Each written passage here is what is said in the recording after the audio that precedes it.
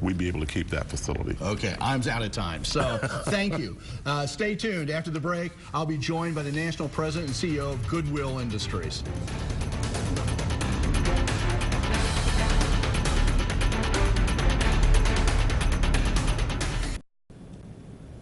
The latest trend in the not-for-profit world is the creation of social venture enterprises, businesses that generate a profit for the agency and at the same time carry out larger social goals, like job training.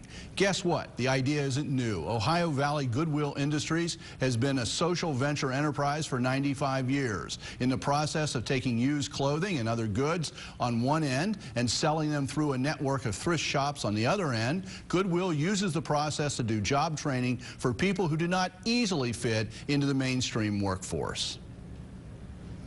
Welcome back. To mark the 95th anniversary of the local affiliate of the Goodwill Industries, Jim Gibbons, the national president and CEO, has come to Cincinnati. Originally from Indiana, Mr. Gibbons started his career at AT&T right here in Cincinnati. He has earned his bachelor's degree in industrial engineering from Purdue University and is the first blind person to graduate with a master's degree in business administration from Harvard University.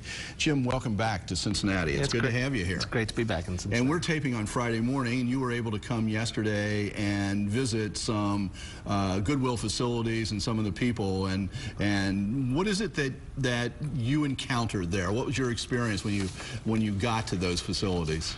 Well, you mentioned it, the notion of social enterprise and social entrepreneurialism, and even though it's got the buzz of today, it's a very rich and glorious past. Here in Cincinnati, and you see it in every team member, their passion and their ability to innovate. And I always like to think that innovation isn't the next iPhone, but the next good idea to allow us to serve more people. And they do it here in Cincinnati in a role model fashion for the rest of the country and the world. So this particular chapter is celebrating its 95th anniversary, but Goodwill goes back to about 1902. Is that correct? Yes. So, as a total movement, and how was it formed, and sort of what was its original vision?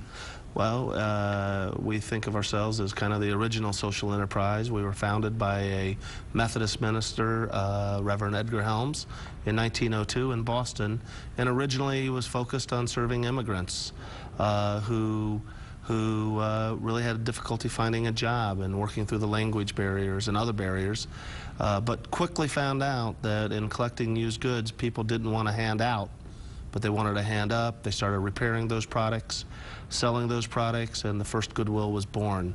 And then that movement moved from town to town and landed here in 1916. And history has been written and has been lived, and a bright future we see going forward. So if we look at the Goodwill Industries movement across the country, what size, how many people are employed, how many people do you train when you're looking at it as a national phenomenon?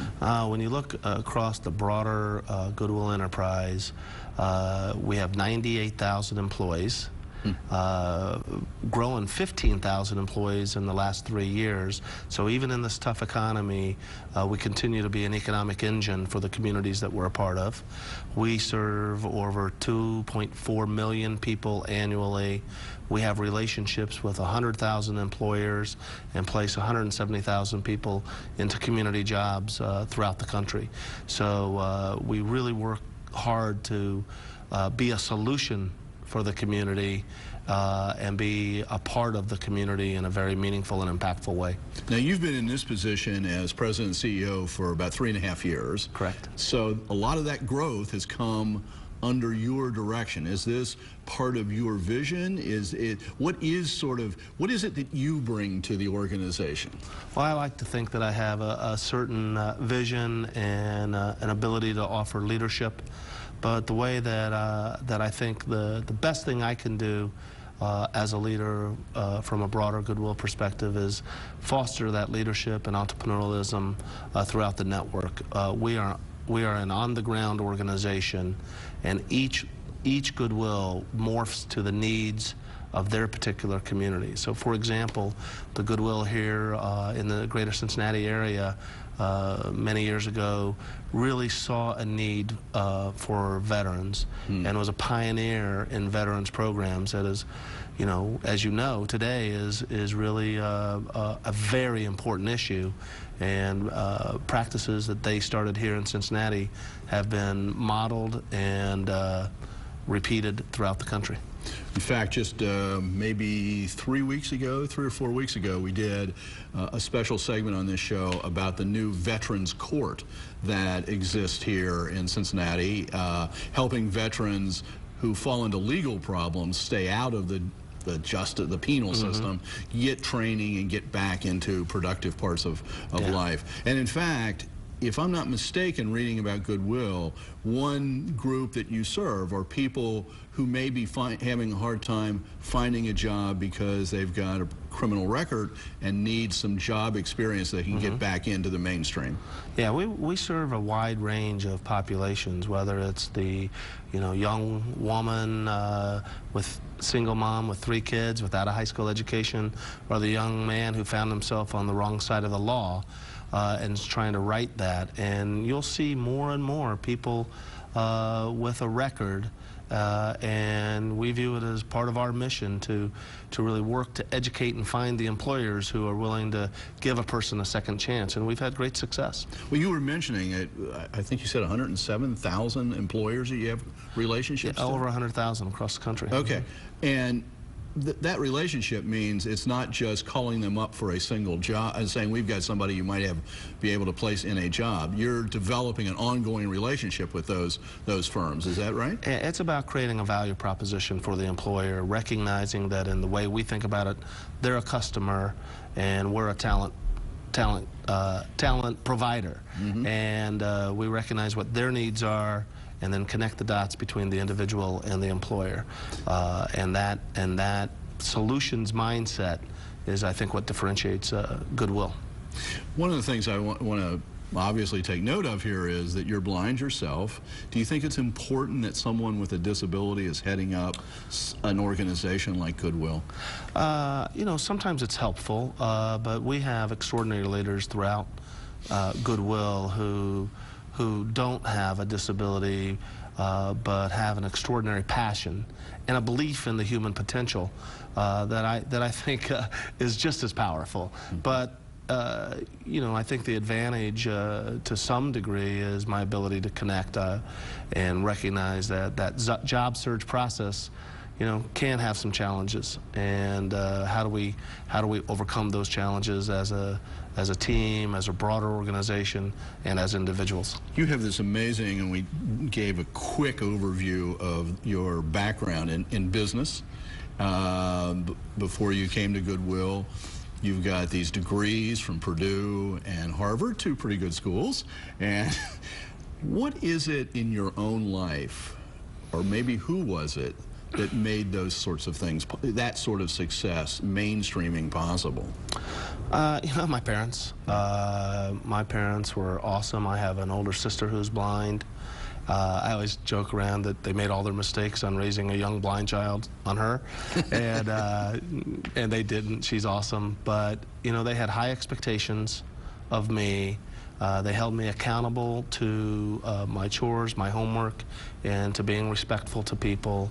And then they took those high expectations and surrounded them with the tools and the support and the love that was necessary for me to find success. And, you know, actually those are the characteristics of Goodwill. We have high expectations of the people that we serve and work with, and then we surround those expectations with the tools, the support, and indeed the love that allow a person to really be empowered and fulfilled and successful. You know, I would be remiss if I didn't point out that I noticed in a story about you that when you lived in Cincinnati back in the 80s, right? Okay. That I'm waiting. The Cincinnati Association for the Blind and Visually Impaired. And they just celebrated their 100th anniversary in 2012, and I was fortunate enough to be the speaker at their annual dinner. And a great organization as well. Yeah, a great organization with a legacy of fantastic leaders, and a social enterprise as well, that has the ability to put people who are blind to work in meaningful employment and using a business model to be successful with that.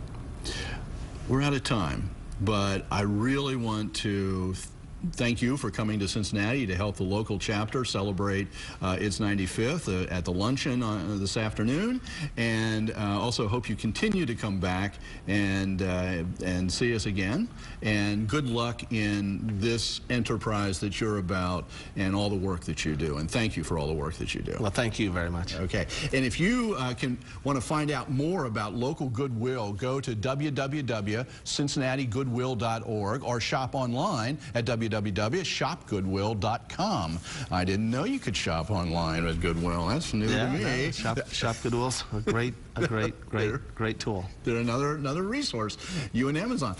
Thank you for making Local 12 Newsmakers a part of your Sunday morning. Join us again next Sunday on Christmas morning for a very special program featuring voices from across the religious spectrum. Have a good week.